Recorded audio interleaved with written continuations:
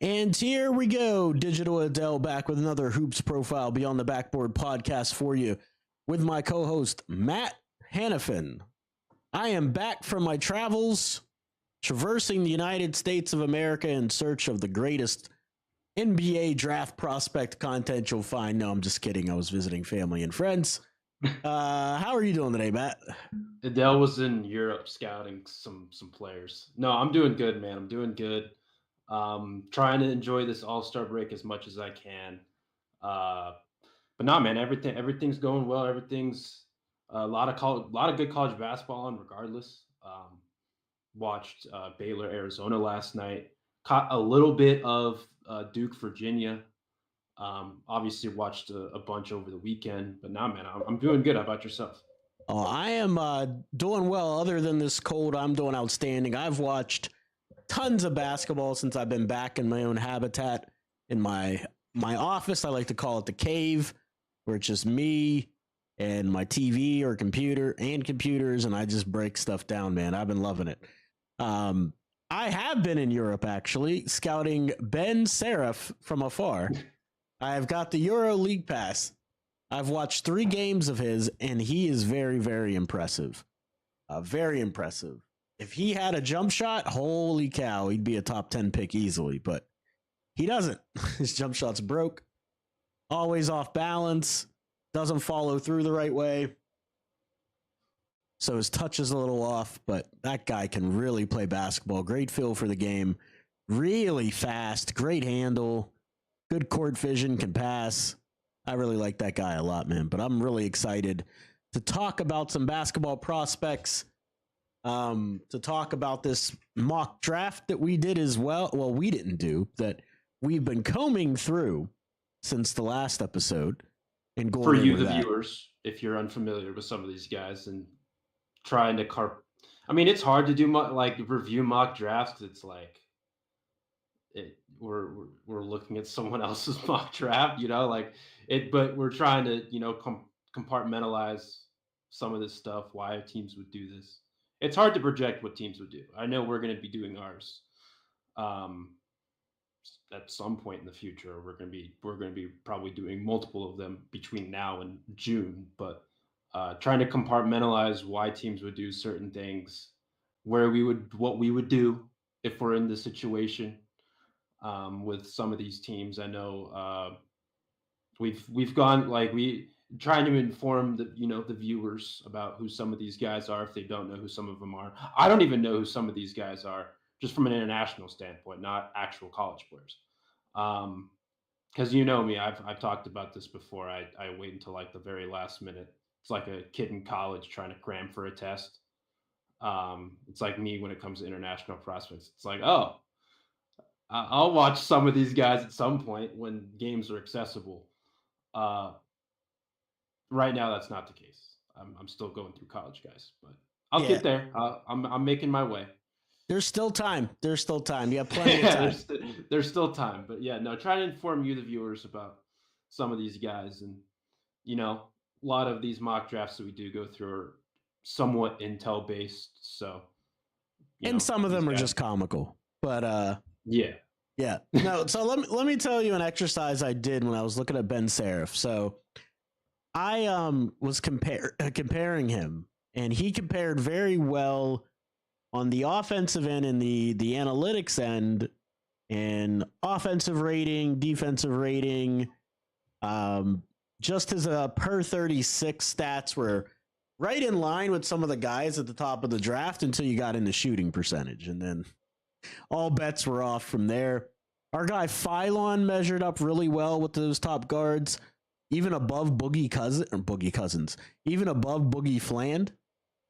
And so that was actually eye-opening to me. Phylon's really putting together super solid metrics in this college season. But the one thing I want to preface, Ben Seraph does this against pro players that are like 29, 30 years old, and he's doing it consistently starting now. Phylon comes off the bench, so he goes against some of the second unit guys, even though he does play a lot of minutes. I do like him a lot, though. Ben Seraph as well as Phylon. But let's get into this mock draft. We'll go through that, and then we'll get into some points that you definitely wanted to hit on, for the college season. Do you want to see? Let me pull up this mock draft. Go down to pick 31. I should probably put it on the screen, huh? Be better for our viewers. Oh, it's only a list now, so we're going to run through this super quick. The Boston Celtics at number 31 pick your favorite player in the draft, Ryan Kalkbrenner. I know I give him a hard time, probably more frequently than I should. But he will be a player that I think is deserving of like an early second nod. Again, depending on the team, depending on who gets taken ahead of him, but like I think he's someone who like he just because like I think he'll be a functional backup center at the NBA level. If Right. like I think maybe his ceiling is like a starting center at some point, but I think for at least right now, his rookie contract, I think a functional backup big is like something that he could definitely do in today's era. Even though he doesn't shoot the ball very well, they'll just ask him to rim run, block shots, Right. screens, like like the basic stuff that majority of NBA teams ask of their centers. And he can shoot it a little bit. A little bit, but it's nothing crazy. Yeah, nothing crazy, but he can shoot it a little bit. Let's talk about Michael Ruzic. I have not watched one iota of tape on him. He plays for Spain. So we're going to just continue on. The Charlotte Hornets selected him number 32 overall. Minnesota Timberwolves have Ian Jackson from North Carolina. Very surprisingly fell into the second round in this mock draft. I'm really high on Ian Jackson, so I'm not really sure he's going to fall that far, but that's a really good pickup if the Timberwolves get him. What do you North think Carolina's about a train wreck, so that who knows how that affects his stock at all. Like if he is able to play come tournament time or whatever. But right. I think this would be a good pickup for Minnesota. I don't see any qualms with that. A guy who can shoot, take people off the bounce, defend a little bit. But Yeah. no, I think this would be a pickup, like a good like complementary player to some of the stuff that they have already off the bench. I absolutely agree. I think he'd be a great compliment. Come off the bench as that spark plug shooter. Be competitive defensively, doesn't have to make too much. I like it as well. The Charlotte Hornets take a point guard from Spain, Sergio De La Ria. I have not seen one iota of basketball of him yet, but I am going through the EuroLeague, guys, so I will get to him eventually. But that is odd. I guess they'll have him as trying to back up LaMelo Ball, I guess. The Detroit Pistons select Maxim Reynad. I actually like this for them a lot. Very productive big. Struggled shooting this year a little bit, though, but was solid against Duke. Struggled shooting, played very well against Malawach, but he can shoot it. He has a nice stroke, even though he struggled this year with it. He's not bad at it. I think he could be a productive big in the league. I'm excited to see where his career goes. I think he's just too inconsistent. Like, that's the summation of his career. He's just too inconsistent. At 36, the Brooklyn Nets select Alex Tuhey. Tuhey? I don't know how to pronounce that. Tuhey. Tuhey. But anyway, he's from Australia. Haven't watched him yet either. Number 37, Sacramento Kings select Boogie Flan. If he falls to the second round and someone gets him in the second round, that is an absolute steal. And I also think that's very much on the table. Wow. Second round for Boogie. I would just go back to school if that's the buzz I'm hearing. We'll get to that a little bit later about some of these guys. But I do think again, assuming he stays in this class, I do think that is on the table. Not saying this probably would be I know there's several times where I just come up with ideas in my head, either right before the pod or during the pod about like future pod ideas, but like Right. the floor and ceiling for some of these guys in the draft, like especially for a guy like Boogie Flant, I think there is a wide margin for his floor and his ceiling when it comes to where he's being picked. And we'll have a better answer for most of this stuff post lottery. For We'll sure. find that out in May, and then obviously, again, this will be a discussion that we'll have a little bit later. But like Yeah. when it comes to the combine and when it comes to guys, taking their name out um, of the draft, like what's the floor and ceiling for some of these guys? And all of this is just a projection. Like I say this all the time, certain teams feel differently about certain players than others. Like Right. we were hearing Adam Simon last year say that they were almost going to trade up for Kalel. Right. It's like, what? That doesn't make sense. We didn't think that would happen at all. We didn't even think they would take him, like let alone trade up for him. So that's just that's just how you're trying to guess what certain teams will do, and it's an impossible task. But I think the margin for what he could be like, in my head right now, I think he can be as early as like 15 or in like the Right. 15-20 range. But some of that's clouded by the bias that I have of him. Who knows what some of these teams think about him? Some of these teams may be like, you know what, we didn't love the film or whatever. We'll see if we can get a value pick on him in the second round or whatever. Like I just think that is certainly on the table for a player like Boogie Flant. It's definitely possible. And whenever you look through his, excuse me, I have a cold, guys. When you look through his stats, they don't really stack up anymore to the rest of the class. Field goal percentage, 3-point rate, free throw rate, all that stuff it doesn't really fit. And the reason why is these guys have an opportunity to get better and to grow, where he's going to miss the rest of the season. He's not going to have that. Right. But real quick, I just want to shout out some of our newest subscribers. I forgot to do that in the beginning. Armin, I actually work with him. Really appreciate you subscribing to the channel. Zakwan, I really appreciate you for subscribing. And 64 LSU subscribed last week and I missed you. Thanks for subscribing. Really appreciate everybody that watches, subscribes, become a channel member for only $2.99 a month, and you'll get access to the profiles that I'll start posting there. Also, some of this data we're going to bring up, I'm going to post some of the Excel sheets for channel members only. But yeah, let's get right back into it. The Toronto Raptors select the guy that you're very familiar with out of San Diego State, Miles Bird. Tell us a little bit about Miles Bird. Miles Bird was a guy that we talked about a number of podcasts ago. I brought him up just as someone who could be who at the time was surging up draft boards. He was surging up like different boards, and he was surging up mine too.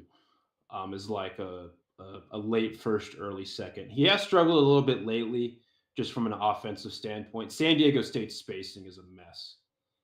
And so for him specifically, I think he will be a better NBA player than college player just because of the space that he'll have. Like when he's able to get downhill, he's, I think, a fairly good decision maker, and like there's some legitimate playmaking juice there. He struggled from three throughout conference play. He's around 30, I want to say 31% from three at this point. In conference play. But like San Diego State is a team where like the offense never looks good, like no matter what year it is, right? Whether it's when they made the national championship or when they made a little bit of a run last. Like they're not as good this year. They're on the bubble when it comes to them being an NCAA tournament team, but like so much of their problems this year has been offensively. Like they've been a top 10, top 15 defense, and Bird has been the head of the snake of that. Like he's, 6'6", 6'7" wing, right? With very good length, very, very disruptive defensively when it comes to blocking shots, getting into the passing lanes. Like I remember I told you he was like a cornerback when it comes to like him just hunting the passing lanes. But offensively speaking, the shooting has struggled. The playmaking hasn't been as great as it was earlier in the season. And their spacing is just it's a disaster. And so it's like that's not an excuse, but like that hasn't helped him out. Um, and so I'm very interested to see like where he's at now in terms of like I don't think he's going to be a late first. I do like him still as a prospect, despite what I've seen in conference play. But Right. um, I think he's more of like a mid to late second at this point. So you agree with this mock, then, is what you're saying? Yeah, Okay. yeah. I can't see him as like there was at one point where I was like, okay, this dude actually might get like a first, be like have like first round buzzer. And then conference play comes. He struggled a little bit against some of these bad teams when it comes to shooting. The Mountain West isn't as good as it has been in past years. It's still a good conference. It's still, I think, at least in my honest opinion, a top 6 conference in the country. But it's not as top heavy as it was. While the Right. bottom's as bad as it's been, like Air Force and Fresno State, it's awful. But I still think they're like just from him as a prospect.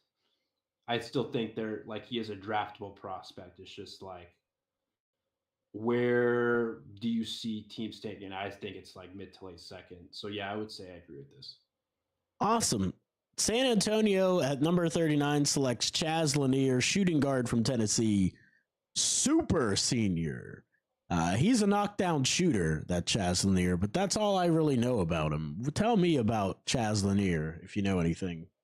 I know he that's the thing. He's a knockdown shooter. He's like he would lead the SEC in shooting last year. Right. Or he's like I don't know where he's at this year, but I want to say he's at 40% again. And then obviously at Tennessee, like you're gonna need to defend if you want to play because Yeah. that's just how Rick Barnes is. And so like he's proud. I don't know how great his defense is. I haven't really honed in on that part of his game yet, but to me, he feels like a 3-and-D guy that would be a second rounder just because of his age and his experience.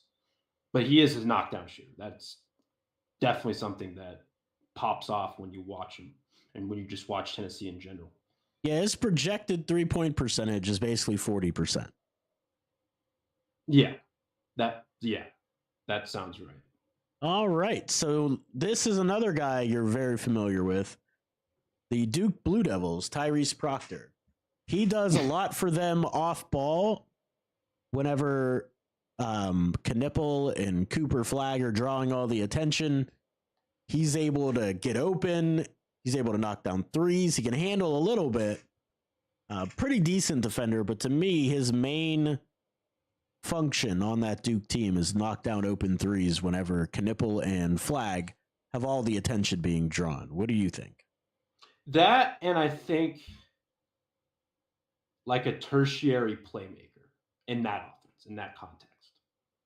Um, but yeah, he is more of like I'm gonna play off ball, I'm gonna defend um type player. And I think he is someone like I'm looking at right now, he's played 3 years at Duke. I think he's gotten better with his shooting every year. At least his 3-point percentage and his volume has continued to increase each year from three, just on a per game basis. But he is someone that I like. He is someone that like when I do watch Duke, which is probably again more than I should. I just love watching Coop. I love watching Duke and that team play and defend and do all the little things. He is someone that like consistently, like yeah, he'll have some bad games here and there. He'll have some bad stretches here and there, but he is someone that like consistently, it's like okay, I see the vision. If I'm an NBA team when it comes to like him being potentially like a secondary or tertiary playmaker, him being someone who can space the floor, knock down some shots. He won't have a big role at the NBA level, at least to start, I don't think. But he is someone that like I can see being on a roster and like being an end of bench player. And Right. I'm not saying end of bench player like a 14th or 15th guy. I'm like end of bench player like someone who like at the end of the rotation can come off the bench and like provide a little bit of a spark. Right. And I think in this draft specifically, like if you're getting that in like the middle of the second round, like in any draft, but specifically in this one where there are some questions in the middle of it, like I think I know what you're getting with like when I watch Tyrese Proctor, I know what I'm getting. I think that's a bet that is worth taking at that spot. No, it's good value if you can get Tyrese Proctor at pick 40 in the second round. Along the lines of Duke, I wanted to talk to you about a tweet I put out yesterday. It's about Con Knipple. Mm-hmm. And it's not really about what he can do while he's in college, because I think he's a great player. But what I want to see from Con whenever he goes to transition to the NBA, I said I really want Con Knipple to use the Steph Curry blueprint for upgrading his foot speed after the season. In college, Steph didn't have insane foot speed that he has today, the same with the crazy handles. I challenge K2 to look at his old college tapes and compare them to today. I love K2's game, but being just quick enough is a good starting point. Don't settle. Work at it every year. Dot drills in the offseason. I have him as a top 10 pick. My point is, I think he can be special if he wants to be. No, I'm not saying he's Steph Curry. But what do you think of those comments? Does that track for you? I didn't watch Steph much. I was a young boy. I didn't watch Steph. I didn't watch Steph a whole lot at college, but I knew that was a knock. Was like his lack of, like, obviously with this, like the size I think at the time was a problem, but like the foot speed I think was a problem too. So I can't speak to that as much, but just in terms of like his NBA career, like I think Steph has always been knocked for him being a negative defender, and I don't ever really think he's been like a true negative defender. Like he's made up for that with his. I mean, not even talking about what is like offensively. Like I don't even have to go into that. But he's made up for it with like his smarts and his quickness. Like I think has gotten better over time. And so that's something that I can speak to a certain extent. Like I think Steph has gotten quicker and better defensively as time has gone on. Like I think he's what you would consider like a league average defender. And I think that it's not a bad thing at all. Not at all. And his foot speed off the bounce specifically, he got really good at once he got to the league. His ability to beat people with his foot speed and with his dribble, change direction and that sort of thing. Yeah. And like, I know I'm always going to bring it back to the Heat to some extent, but like Duncan Robinson, for example. Oh yeah. That's a great example. Like his foot speed, especially taking dudes off the bounce from when he started in 2020 to now is dramatically improved. And I think with K2, considering like, again, we talked about how good of like a connective playmaker he is, especially when he's taking dudes off the bounce and getting downhill, like his decision making and like how good of a passer he actually is.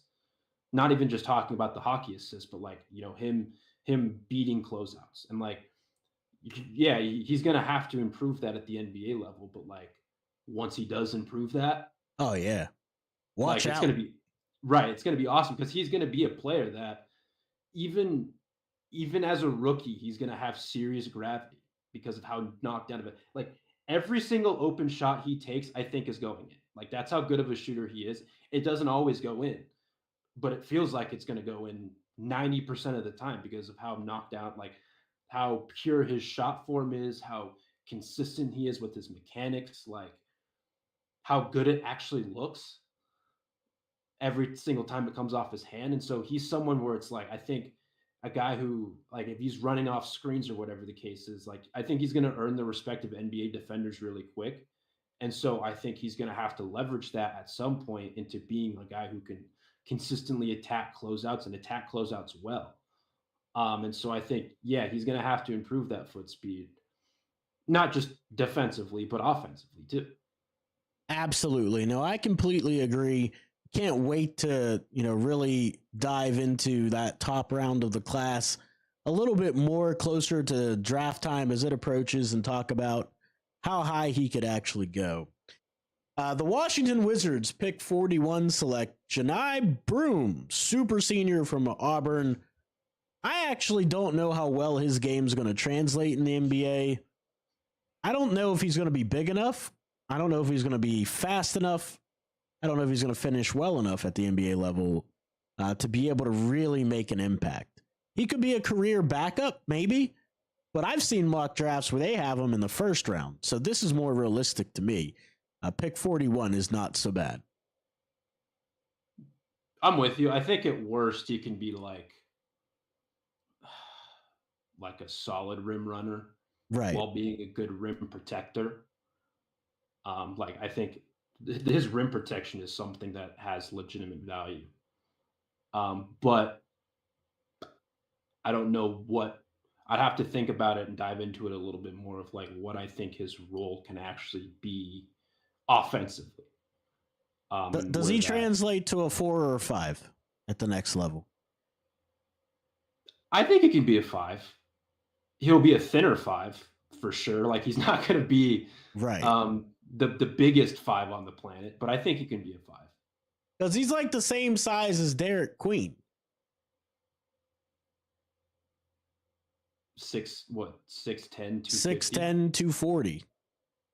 245. I mean, they have Queen listed at 245, but he looks bigger than that. Do you know what do you know the immediate comparison that I thought? This is such a bad comparison. This is why I hate doing comparisons. But like the role that I can see Broom playing, not defensively, because he's a much better defender than this player I'm about to mention, but like offensively, even though he's much smaller than this guy from like a physical standpoint, even though like Broom isn't small. Right. Is like a Jonas Valanciunas, just with how good he is on the glass. And like, he is a much better defender than Valanciunas. Let me just say that again. I think he will be at the NBA level.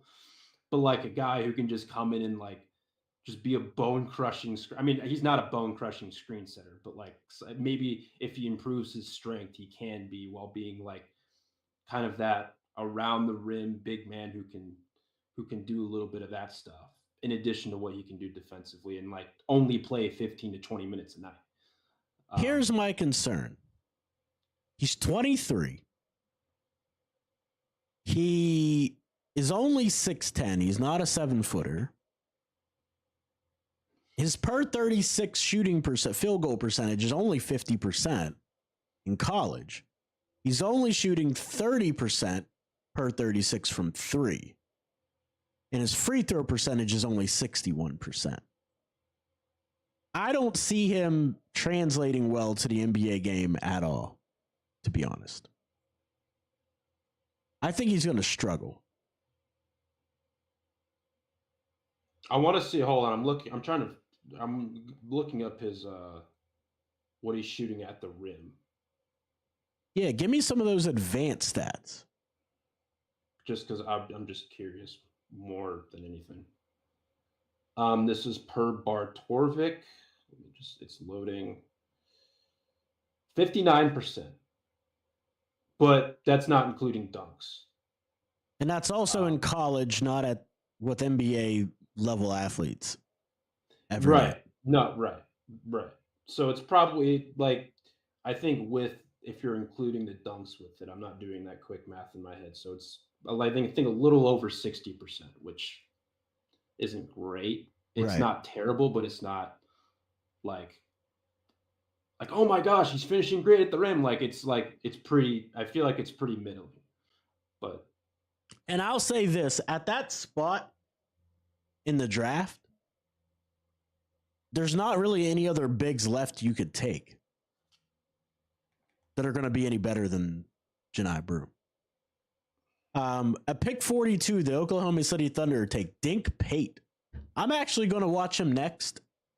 I'm going to dive into that G League tape, and I'm really interested to see this kid play. I've heard some good rumblings about Dink Pate.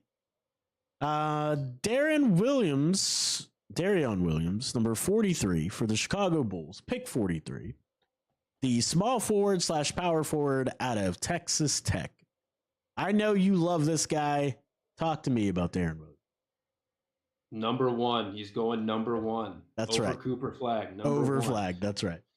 No, there's some. I like Darion. he's again. I'm not going to try to spoil anything for what we're going to talk about later, but he is a guy that does have athletic limitations, but I think he makes up for that with his smarts. Like if you watch him play, he's not someone who's going to be jumping out of the gym at all. Right. Um, I haven't watched enough Texas Tech lately. But there was a point during like the beginning middle of the season where he was running like a lot of point forward for the first time since He 'cause was. He's been there for this is his second season at Texas Tech, his third season in college.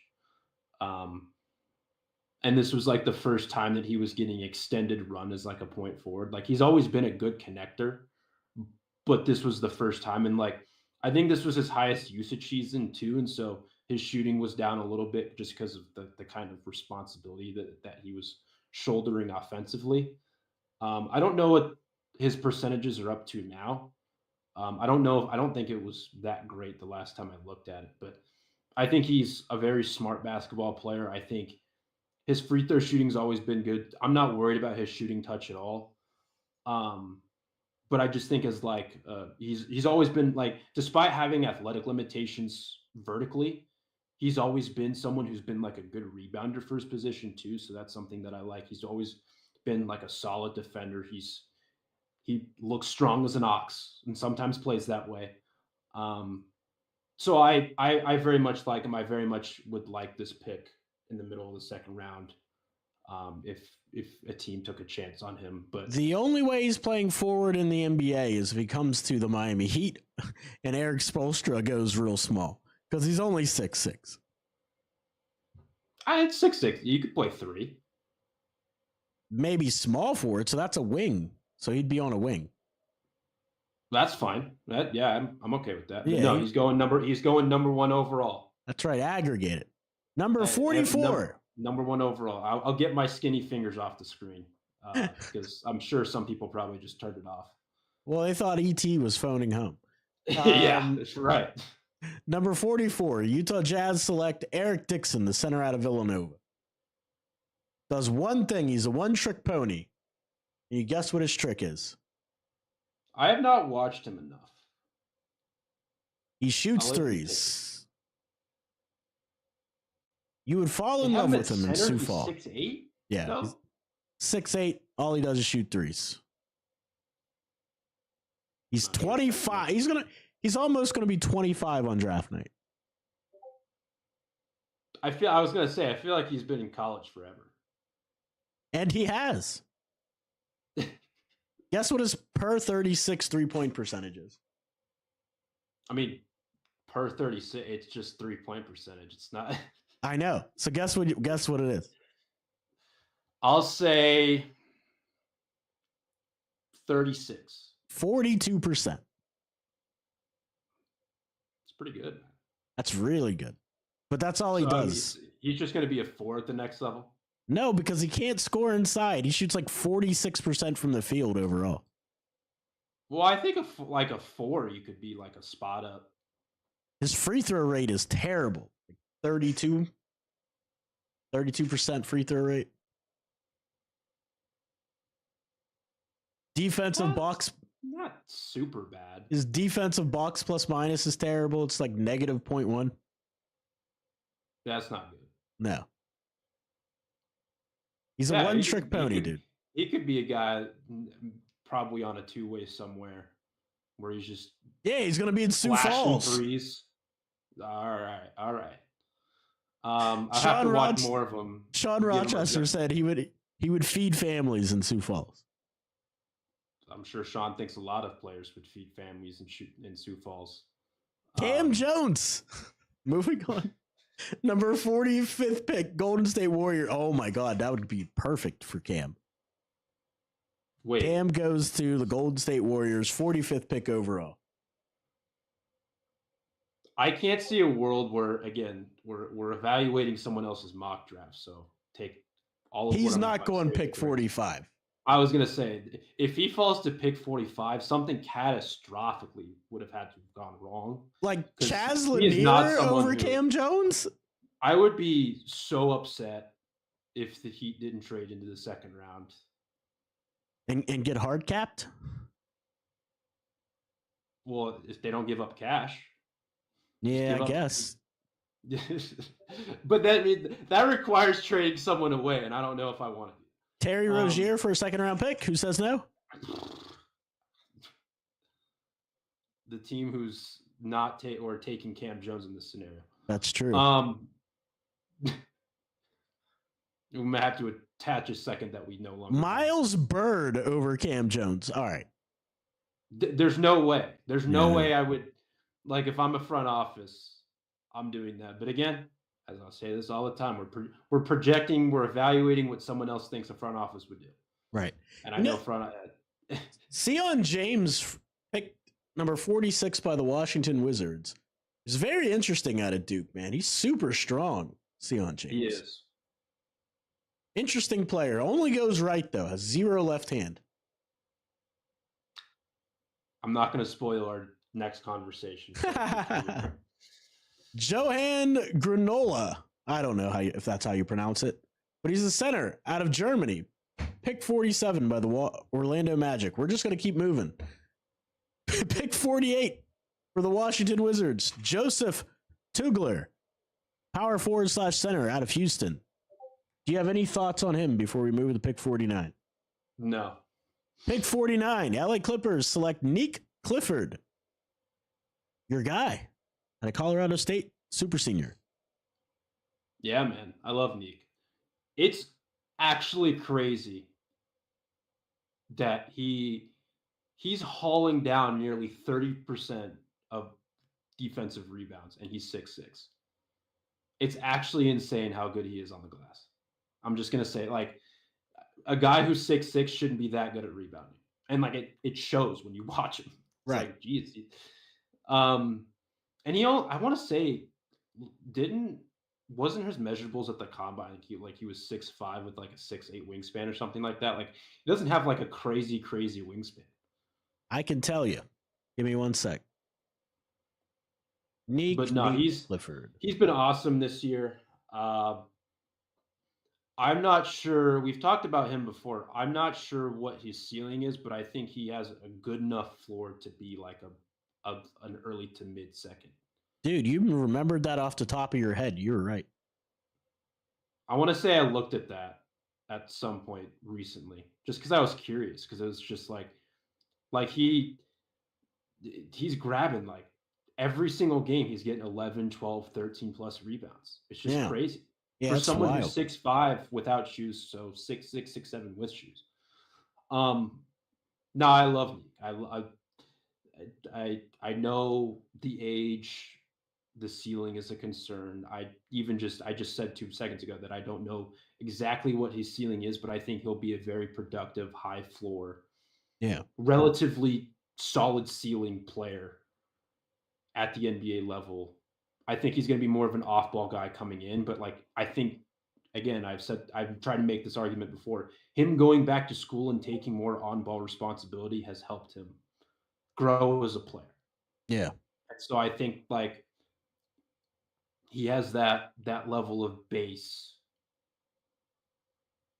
in addition to his rebounding, in addition to him being one of the best defenders, if not the best. No, I won't say he's the best defender in the Mountain West. I still think that goes. I don't think this person's going to win the award because of how little he's played. But Guath at San Diego State, he blocks like 100 billion shots a game.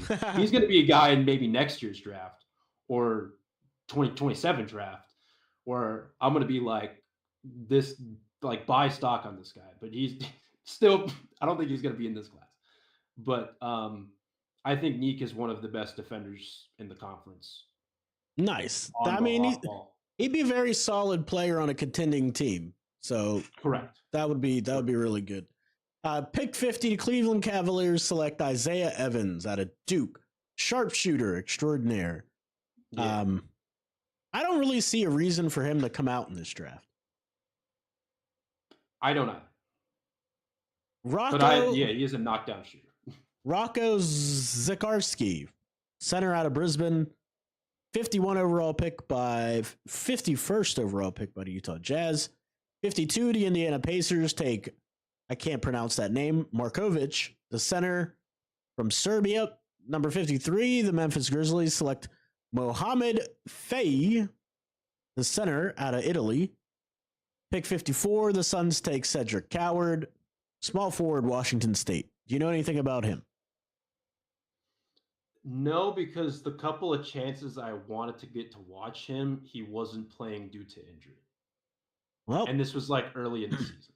Like not super early, like middle of the season, like early to mid. And I haven't gotten a chance to watch him since. Gotcha. The Los Angeles Lakers pick 55, the Bronny James pick.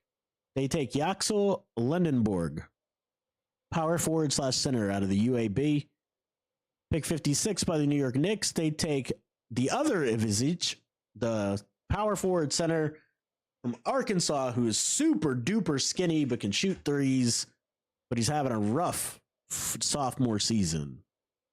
The Orlando Magic take JT Toppin from Texas Tech. I'll let you take this one away.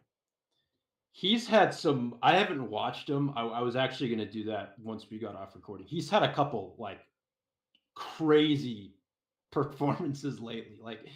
Like 32 and like 15 or whatever. I was like, Jesus Christ. I wonder what happened in this game. It's very interesting to me. I have seen this on the interwebs.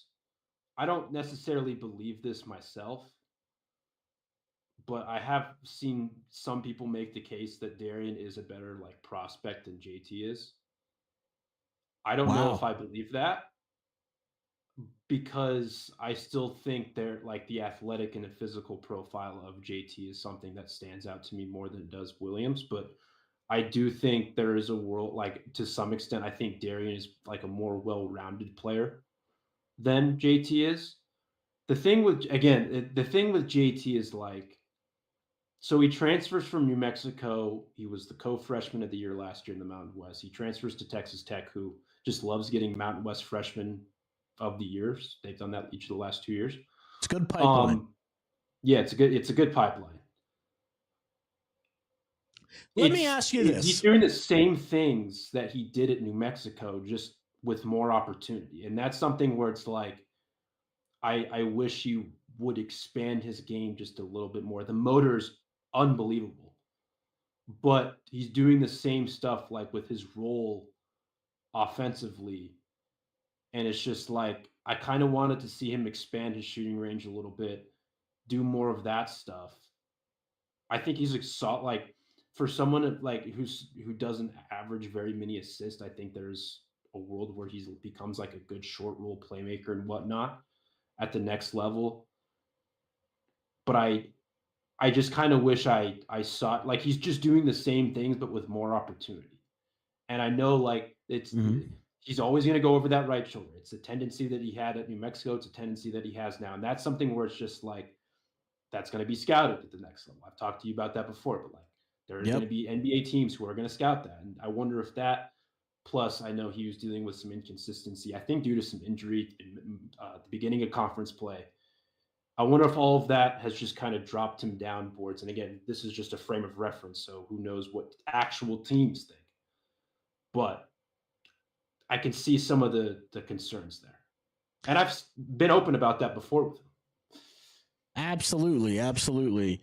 It's going to be interesting to see how this shakes out. You definitely want to see growth year after year, and to see somebody not expand their game, it does give you a little bit of pause. That leads me to number 58. Cleveland Cavaliers select Kobe Brea from the Kentucky Wildcats. I actually like that pick for them because he's a knockdown shooter, and that's all he would be asked to do in Cleveland. Unbelievable. Yeah, but that's all he would be asked to do in Cleveland. So that actually would be a good pick. The Houston Rockets select Malik Lewis, Mr. Irrelevant, in the draft. And he's from Australia. Haven't scouted him yet, so I can't really talk to him. But you had an idea and an exercise that you wanted to do today. What is the idea? What is the exercise? I was thinking about this the other day. And so I was actually, this is in the context of Nick Clifford. But there was someone else that came to mind. So NIL is very, very pertinent in college athletics nowadays, and Yeah. it that if you follow college athletics in any sport, uh, you've probably heard the term NIL, name, image, and likeness, players making money in college. Hmm. Um, there's obviously, positives and negatives to it, but Right. I will use this player as an example. I don't know how much you're familiar with him, but Great Osabar. He was a player that was at Utah State last year. He won the Conference Player of the Year. Hmm. He was in the draft cycle. Your sound cut off for me, buddy.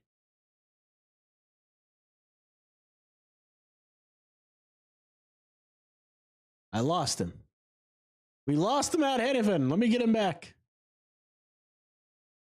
Stupid I'm here. Streamlabs. I know you're back. Like you never left. I was like, they heard me talking about NIL and cut my line. But I'll use it like Great Osabar was a player, won the Conference Player of the Year. He, he was in the draft cycle last year. He took his name out. Right. He transferred. I don't remember what the exact figure was, but he was like he transferred to Washington. So he's out in Washington right now. Washington hasn't been very good at all this year. They've actually been pretty bad. But like he got like a 2 million NIL figure, like Right. something crazy like that. And so he was someone who definitely benefited from, coming back to school, transferring, and getting NIL. And JT Toppin, guy we just talked about, is another example of this. Wins freshman of the year, goes to the combine. I actually thought played pretty well at the combine, from my Right. recollection of it. Knocks down some threes, does some stuff defensively. Is like kind of like the switchable 4-5 tweener. Right. But then goes, transfers to Texas Tech. I saw somewhere online where he's making like 1.5 mil or something like that. That could be completely wrong or whatever, but there's probably some NIL there that he received, and has received since the start of the season. I think that's allowed. I want to say I saw something where he got like an NIL partnership recently with someone. Anyway, Right. there was a list of players that I thought about this in Nick Clifford's case because he was another one who came back to school. He stayed at the same school, but he was a player that was getting some, first round, second round buzz last year, came back. And so I made a list of players who I think, or who who entered the draft waters last year, came back, and just to read you some of them: JT Toppin, Nick Clifford, KJ Lewis, Kalkbrenner, Kobe Brea, Walter Clayton Jr., Rasheer Fleming, Mark Sears, Coleman Hawkins, John L. Davis. Mm-hmm. And so I was thinking about this for this year's class, because this year's class is very, very freshman heavy at the top. Like, we don't know until we know, but I'm assuming the top 20 picks, most like probably 17 or 18 of them are probably going to be freshmen. Right. Maybe that's an inaccurate number, but there's going to be a lot of freshmen that are taken early in this class. And I was thinking about this from an upperclassman standpoint, and this is probably a conversation to be had once May comes, once the combine comes. But like, I'm very interested to see which players take their name out, like which either upperclassmen or guys who are sophomores who are going into their junior seasons who, are projected second round picks, because with two-way contracts they're making $500K, Right. or roughly, like it was like 550. I want to say a closer estimate. There's second round exceptions, like Pelle Larsson was someone who's earned the second round exception. He's making like 1 to 1.5 million this year. Right. I know certain players like, Bronny James was another one who got the second round exception. And I know Rich Paul was like, we're not even going to entertain a two-way contract for this guy. Yeah. But I made a list of players who I think could come back. But again, this is a deeper conversation. This is just me projecting, but like Darian Williams was one where it was like, I wonder if there's a world where he does come back for another season. JT Toppin might do it again too. Like, where it's just like, he might, if this mock draft's indicative of where he may go in the draft. Right. Again, we're 4 months out of it, but if he's getting mid to late second round buzz and he's not getting first round buzz, like, does he just go back for another mil or $1.5 million? And like, Right. I wonder how much that does like dilute this class because I know we entered this season with this class being like we love this class, especially at the top with Coop, with Knipple, with obviously once we began to watch Trey Johnson early in the season, he was there. BJ Edgecombe, Ace Bailey, Dylan Harper. I know I have more questions about the middle than I did beforehand, but Right. I still think it's like a good foundation, especially since it's a lot of freshmen and not like guys who are going to be, juniors and seniors and whatever, Right. which would limit their ceiling. And I think you're going to have those inherent questions for the middle of the draft anyway. Yeah. Um, but I was just thinking about this. Like, I wonder how much this class is going to be diluted. And I want to get your thoughts on it because I know I've just been rambling for 5 minutes, but it just got me on a thought where it's just like, all right, NIL is so pertinent. And there's going to be so many juniors, seniors, sophomores, even some freshmen like Drake Powell and Will Wright, Right. who are going to be like, I think I can get more money at somewhere else, or I think I can just get more money next year at the current school that I'm at. Well, so here's the thing, though. This draft has so many freshmen in it. I don't think you're going to have that big of a, amount of people going back to school because most of the freshmen are going to go in the first 25 picks. Right. So, like Carter Bryant, they on the big board for Tankathon, they have him 33rd. I don't know if he comes out this season because he may be one of the. I lost Matt Hanifan again, huh? Are you still there? No, you're still there. I was gonna say I'm still here unless something I don't know. No, it was just the delay on the YouTube side I was looking at. But anyway, they have him 33rd overall. If he hears buzz, he's going to go in the second round. I can see him going back to school. Like, if you look at the top 10 people in NIL money that's out there publicly that you can find for basketball, it's like $1 million, like 1.9, 1.8 million, something like that. Carter Bryant could be in that pool of money next year. I mean, so he's whether a possible he transfers guy. or if he stays at this current school that he's at. Exactly, depending on who's given what. Will Riley, I don't see him staying. I don't see him going pick 34 either. Really? Yeah. Really? You don't see it, or do you mean not staying in Illinois or staying in college? I don't see him staying in college. I see one of these teams, like Kayshawn George. Wow. Remember how I said Kayshawn George does nothing but shoot threes? The rest of his game is mediocre at best. He went like pick 9. You know what I mean? Like he went really high. I can see Will Riley being one of those guys. Somebody's like, we'll take him at pick 15. Oh man, that would be very interesting on draft night. See, I would lose my mind. I would lose my mind if that happens. In my head, like I don't know how much you've watched Illinois lately. I've watched a couple of their games. Yeah. Because one I wanted to watch Casper's just a little bit more. Yeah, I know we love him from like an eval. I've watched so many of their games, so many. But he's done a little bit more lately. Yeah. I still don't love everything that I watch, but like I notice him just a little bit more. And that's why one of these GMs is going to be 6'8", 200 pounds, shoots threes, and he's a freshman. I still think he goes back. Somebody's going to reach, dude. He's going to get first round buzz. Somebody's going to reach for him. I can see Miles Bird going back. He's a sophomore, second round. He was another one on my list. He was another one on my list. I think Will Riley's teammate, Tomislav Ivicic, was someone else on my list. Where it was like, I love him. Like, not love him, but like, I do think Ivicic is like a solid stretcher big that teams are going to value. What about Alex Condon from Florida? He goes back, right? He's only a sophomore. He might. I didn't write him down, but he might. Yeah, because he's only a sophomore. These guys are also players at bigger schools, and so like, I think when we're talking about like the guy that we mentioned that we didn't talk about, Lendenborg at UAB, right? He might be a guy because he was a guy I watched him a little bit over the weekend, not too much. But he's a very productive player in a smaller school, a smaller conference. He's only been in.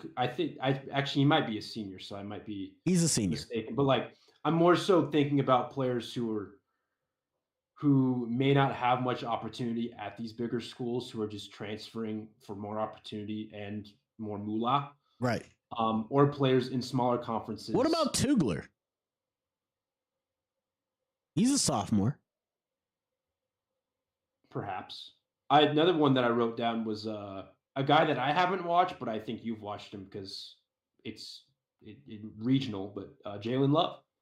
Yeah.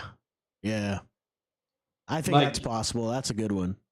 I'm just thinking of guys where it's just like, and it happens every year when we do this. So this isn't like the first year it's happening, but I was just thinking from like an NIL perspective. And obviously some of these guys might go back because, again, more opportunity. They might find an opportunity elsewhere at a school where it's just like they also might get NIL. But I got a good one from like a playing term standpoint. But like some of these guys just need to go back because they need to hone in their skill a little bit more. I got a really good one. Who? Trevon Brazil. I thought about writing him down. He's been in college forever, though, it feels like. But he's only a junior. Are we sure he's not a redshirt junior or medically? It feels like he's been in college forever, dude. Listen. Is he really a junior? He's a junior. He's a 22-year-old junior. There's got to be a medical redshirt in there somewhere or something. Something, but he's not good enough. They have him ranked 74th, and I agree with that. He's not very good. A lot of limbs, a lot of athleticism, but not a lot of substance. But you know what? We're going to leave it there. We're going to pick up next episode. I'm going to tease it. And my cold is acting up too. We're going to go through the first round picks since 1983 or 82-83 season that have been on an all NBA team, either first, second, or third team, doesn't matter, and where they were drafted during the draft.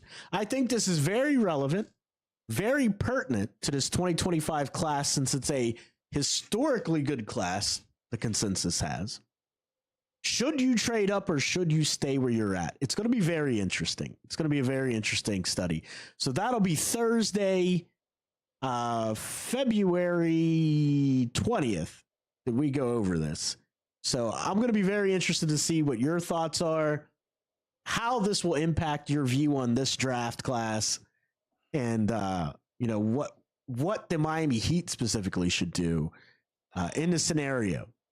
So because I'm not a big trade up person, but if you have more, it just I don't know. I feel like my viewpoint's always been like I would rather trade back, and this is the same. This is more like same thing in the NFL than basketball. It's a little bit different because obviously there's 7 rounds, right? So there's more stuff you can accumulate. Yeah, it's a lot different in that way, but like see if you can trade back and stack more assets while still finding talent, because it's like. Not in this draft class, dude. I've always been of the viewpoint, if you're obviously there's hit rates depending on like if you're 20. Save some of this for Thursday. We'll talk about this on Thursday. I was just gonna say, like, if you're a good organization, if you have a good scouting department and whatnot, you could find talent in any draft. And I think he'd have been a perfect case of that. So, but can you find that guy, the 1A guy? No, not always. I don't know. Let's find out tomorrow. It's so rare. We'll talk about it. We'll look at these draft picks to see where they actually went in their respective classes. And should you trade up? Should you stay where you're at? I don't know. We're going to find out. So that is it for me today, guys. Matt, tell the people where they can find you, follow, and get more of your work. You can find me at NPH_A24_ on Twitter, where you can see all my dumb tweets or whatever. Still not on Blue Sky yet. You can find me at hothoops.com, mountainwestconnection.com, vendettasportsmedia.com, as well as playback.tv/5RSN. You are such a young old man, sir. Get with the times. Get on Blue Sky. No. But dude, there's so many like .blue sky .whatever .com. What? It's like a URL username. It's like literally. All right. So I hate to nerd out on you, but from a technical perspective, the way their site is set up, their application, they are literally giving you a website. That's why the dots are there, because it is literally a website. Each user is a website. That's why you're seeing that. That's all it is. It's just, it blows my mind whenever I see people do. Like, it's not a bad thing. It's just like from an aesthetic perspective. I'm also saying that as someone who has 2 underscores in their Thank name. you. Thank So you. maybe I'm making a bigger deal out of it than I should be, but it's just like I don't need all this extra whatever. But I don't need all these extra dots as Matt Have MPH several underscore Matt MPH 85 miles an hour underscore. Yeah, we have the joke that I have with the Pythagorean theorem That's right.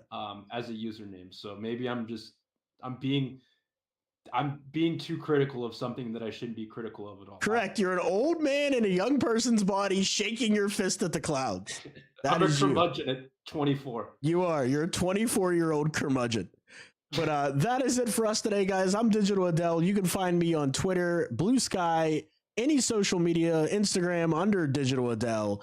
That moniker. You can find me here on playback.tv/5RSN with 5 Reasons Sports, where Matt and I are both contributors of 5 Reasons Sports. And you can follow us on playback.tv/hoops profile. Don't forget to like and subscribe. I'll see you next time.